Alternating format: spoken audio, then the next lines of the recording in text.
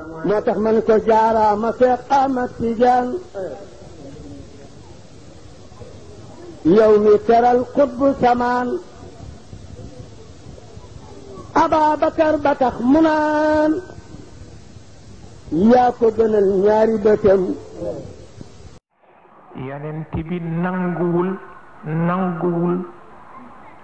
kenn teddadi ci kaddu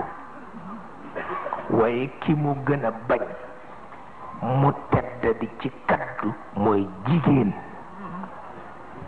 bu sañoon bu jigéen waxee rekk muy wurusi wax daan na ko wax waaw dafa am benn njaboot bu ñu may soxna ca waxin wu jëkk wa rekk mu gàntal sëy ba waaw waxin wu jëkk wa rekk tax mu gàntal sëy ba ndax jigéen ju ñu yar dana feeñ ci waxin jigéen ju ñu yarul dana feeñ ci waxin waaw te nag lu nar a ñaaw bu ko guddal waaw jigéen ji ñu ne indil yendoogul te kaf la jigéen di tàmbalee mu ne la waaw yow wattuma fële baatu wattuma foofu rek mu ne mat na wattu nag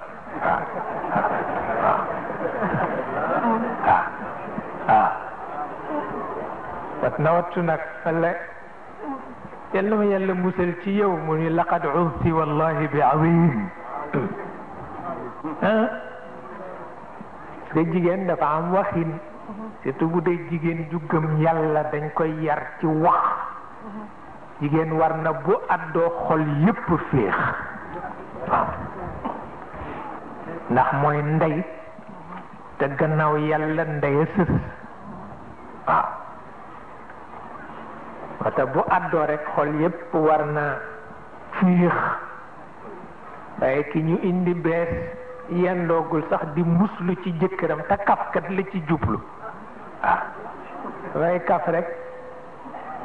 xam naa xaw ma nu ko xale yi waxee na nga def ci sa sëy ba ñu ne sëy naa ko ba génn ci waaye def nga musiba it cettet ba nu ko ëpp naa def boo defe doon de ndax école la école du bu la neexee rek sànni mukk sëy école la yaa na nga def sa sëy ba mu ne sëy naa ko ba génn ci di def ko musiba it loolu kenn du su ko gis